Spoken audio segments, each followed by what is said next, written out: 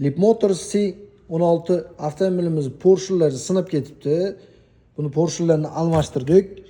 Mana ko'rib turganingizda bu ham singan. Buni mana tevalari chaqa-chuqa bo'lib ketgan. Nimaga? Svichesini ham vaqtida almashtirilmagan.